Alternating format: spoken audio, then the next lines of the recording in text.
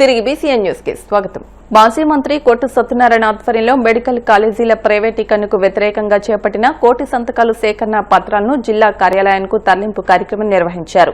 పశ్చిమ గోదావరి జిల్లా తాడేపల్లిగూడెం నియోజకవర్గ వైసీపీ నాయకులు కార్యకర్తలు జిల్లా కేంద్రం భీమవరానికి పెద్ద ఎత్తున కార్ల ర్యాలీగా బయలుదేరి వెళ్లారు. ఈ సందర్భంగా మాజీ మంత్రి కొట్టు సత్యనారాయణ మాట్లాడుతూ ప్రభుత్వ మెడికల్ కాలేజీలను ప్రైవేటీకరణ చేయడాన్ని ప్రజలందరూ పూర్తిగా వ్యతిరేకిస్తున్నారని, అందుకే కోటి సంతకాల సేకరణలో స్వచ్ఛందంగా ప్రజలు పాల్గొన్నారని అన్నారు.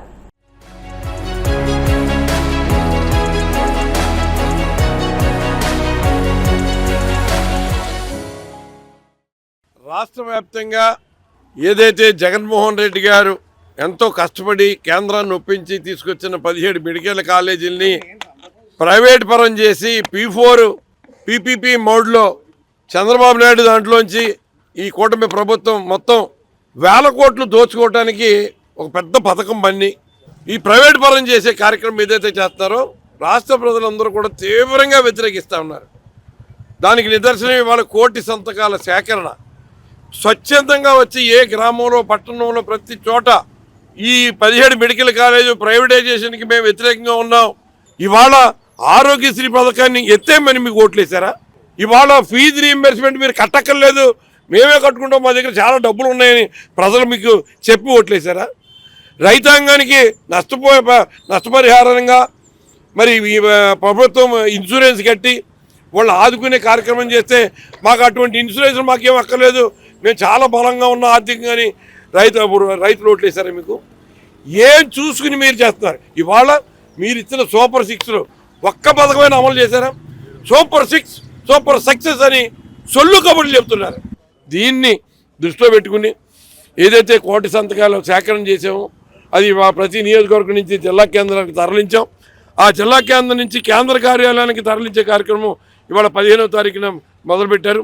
అది అక్కడి నుంచి గవర్నర్ గారికి 18వ తారీఖున మన వైఎస్ఆర్ కాంగ్రెస్ పార్టీ అధ్యక్షుడు ఆదేశం మేరకు ఆ కార్యక్రమాన్ని కూడా విజయవంతం చేయడానికి కార్యకర్తలు, నాయకులు, పార్టీ శ్రేణులు అందరూ కూడా సిద్ధంగా ఉన్నారు.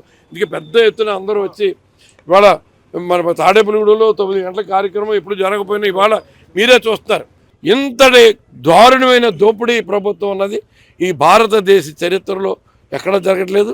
18 నెలల కాలంలోనే ఒక ప్రభుత్వం మీద ఇంత తీవ్రమైన వ్యతిరేకత వస్తుందన్నది మరి ఎక్కడ ఎవరు ఊహించలేదు. మరి వాళ్ళ విశాఖపట్నం స్టీలు ఫ్యాక్టరీని ప్రైవేటీకరణ చేయనివ్వమన్నారు. మరి అక్కడ ఆ లోకేష్ ఏం సొల్లు చెప్పాడో, చంద్రబాబు నాయుడు ఏం సొల్లు చెప్పాడో, పవన్ కళ్యాణ్ ఏం ప్రగల్భాలు పలికాడో ఇవాళ చంద్రబాబు నాయుడు అన్నారు మీకు ఇంట్లో కూర్చుని జీతాలు ఇస్తామనుకున్నారా? మీరు పని చేపితే జీతాలు ఎలాగ వస్తాయంటారు.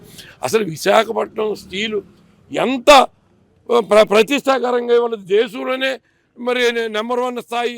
పశ్చిమ గోదావరి జిల్లా భీమవరంలో భారీ కొండ చిలువ ప్రత్యక్షమైంది. ఎనమదూరు డ్రైన్ నుంచి పంట చేళ్లకు నీరు తోడుతుండగా బయటకొచ్చింది. 12 అడుగుల పైనే ఉన్న కొండ చిలువను చూసి స్థానికులు భయభ్రాంతులకు గురయ్యారు. ఎనమదూరు కాలువ నీటిని తోడేందుకు ఏర్పాటు చేసిన ట్యాంక్ లోపలికి కొండ చిలువ వెళ్లింది. మాజీ ఎమ్మెల్యే గ్రంథి శ్రీనివాస్ ఇంట్లో పనిచేసే మనుషులు అక్కడికి వెళ్లి స్థానికులకు ధైర్యం చెప్పి ఫారెస్ట్ అధికారులకు సమాచారం అందించారు. రంగంలోకి దిగిన ఫారెస్ట్ అధికారులు చాకచక్యంగా కొండ చిలువను పట్టుకున్నారు.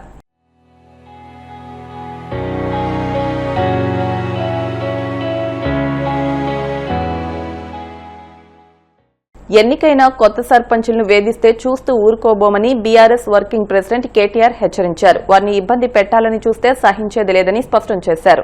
రాజన్న సిరిసిల్ల జిల్లా కేంద్రంలోని తెలంగాణ భవన్లో జిల్లాలో బీఆర్ఎస్ మద్దతుతో గెలుపొందిన సర్పంచులను ఆయన సన్మానించి అభినందించారు. అనంతరం జరిగిన సభలో కేటీఆర్ మాట్లాడుతూ పాలకపక్ష కాంగ్రెస్ పార్టీ బెదిరింపులకు భయపడొద్దని బీఆర్ఎస్ మద్దతుదారు సర్పంచులకు భరోసా కల్పించారు. అరాచక పాలనతో తెలంగాణ బతుకు చిత్రాన్ని చింద్రం చేస్తున్న రేవంత్ రెడ్డికి పంచాయతీ ఎన్నికలు చెంపపెట్టు వంటివని ఆయన పేర్కొన్నారు.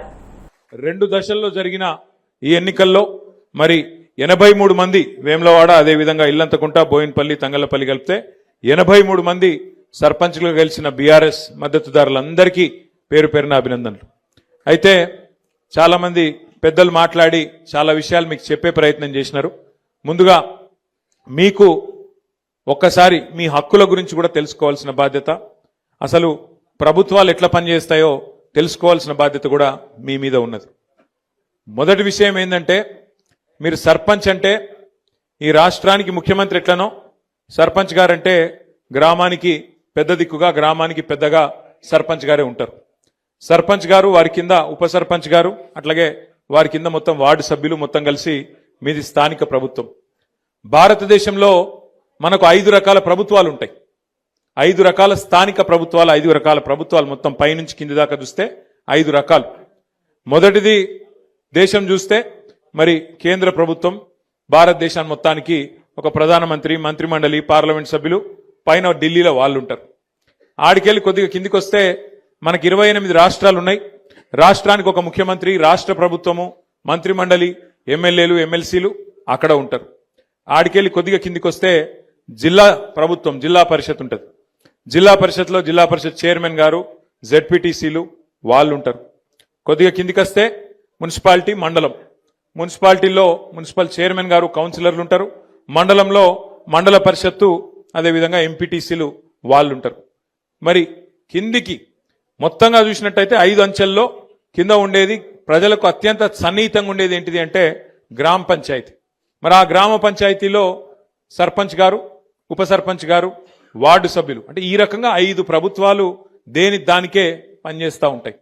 అయితే ప్రజలు కోరుకునేది ఏంటంటే ఈ 5 అంచెల ప్రభుత్వాలు ఒకదానితోనొకటి సమన్వయంతో పనిచేయాలి. ఎందుకంటే ఎవరి హక్కులు వాళ్ళకున్నాయి, ఎవరి నిధులు వాళ్ళకున్నాయి, ఎవరి విధులు, ఎవరి బాధ్యతలు వాళ్ళకున్నాయి. అన్నా ఎమ్మెల్యేలు బెదిరిస్తాన్రు, మరి మేము మా దగ్గరికి రావాలను, పైసలు మేమే ఇవ్వాలి అని మాట్లాడుతున్నాను. ఎమ్మెల్యేల చేతులు ఏమి ఉండదు, మీకు ఇచ్చేది కానీ పోయేది కానీ. ఎమ్మెల్యే నిధులు ఆయనకుంటాయి, కానీ గ్రామ పంచాయతీకి సంబంధించి డైరెక్ట్గా ఫైనాన్స్ కమిషన్ ద్వారా మీకు డబ్బులు, అంటే రాష్ట్ర ప్రభుత్వానికి మొత్తం స్థానిక సంస్థలకు మనం కేంద్రానికి గట్టే పనులకు వెళ్ళే వాళ్ళు మనకు ఉల్టా ఫైనాన్స్ కమిషన్ ద్వారా పైసలు ఇస్తారు. ఆ ఫైనాన్స్ కమిషన్ ద్వారా వచ్చే పైసలల్లా 70% పైసలు డైరెక్ట్గా గ్రామ పంచాయతీకి వస్తాయి, 20% పైసలు మండల పరిషత్కి వస్తాయి, 10% జిల్లా పరిషత్కి వస్తాయి. మొత్తం రూపాయి వస్తే 70 పైసలు మీకు రావాలి, 20 పైసలు మండల పరిషత్ కోవాలి, అట్లాగే 10 పైసలు జిల్లా పరిషత్ కోవాలి. అందరు కలిసి సమన్వయంతో, జెడ్పీటీసీ, ఎంపీటీసీ అందరు కలిసి సమన్వయంతో పనిచేయాల్సి ఉంటుంది. ఫలానా వర్క్ కావాలి, ఫలానా వాళ్ళకి ఇల్లు ఇవ్వాలి, లిస్ట్ ఎక్కడ పెట్టాలి? గ్రామ పంచాయతీలనే పెట్టాలి. ఎవరికి ఇండ్లు ఇస్తున్నాం, ఎవరికి కార్డులు ఇస్తున్నాం, ఎవరికి ఏ సంక్షేమ పథకం ఇస్తున్నాం, ఎవరికి రేపు పింఛన్ పెంచాలి, ఎవరికి ఏం చేయాలి, లబ్ధిదారుల లిస్టు ఎక్కడ పెట్టాలి? గ్రామ పంచాయతీలనే పెట్టాలి. దానికి బాధ్యులు మీరే అవుతారు. ఎమ్మెల్యేలు ఇంకొకరు నీలిగి మీ మీద డాగేస్తే, మిమ్మల్ని బెదిరిస్తే దాంతో అయ్యేది కానీ ఇంకోటి కానీ ఏం లేదు.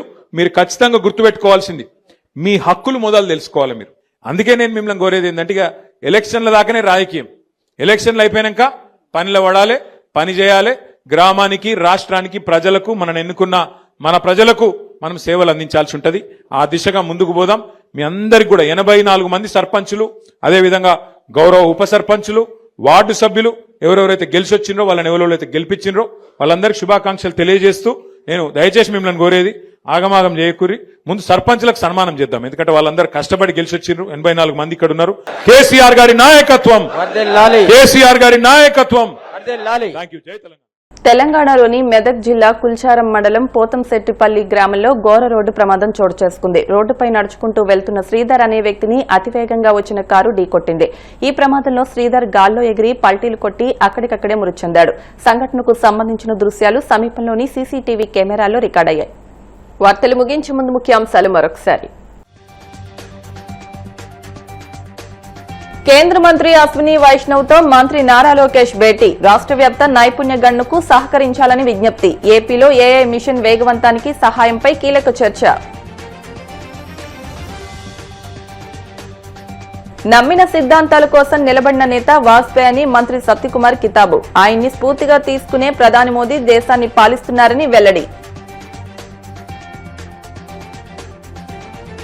కూటమి 18 నెలల పాలనలో భవిష్యత్తు తరాలను తాకట్టు పెట్టి రాష్ట్రాన్ని అప్పుల కుప్పగా మార్చేస్తుంది. వైసీపీ రాష్ట్ర అధికార ప్రతినిధి కారుమూరి వెంకటరెడ్డి ధ్వజం.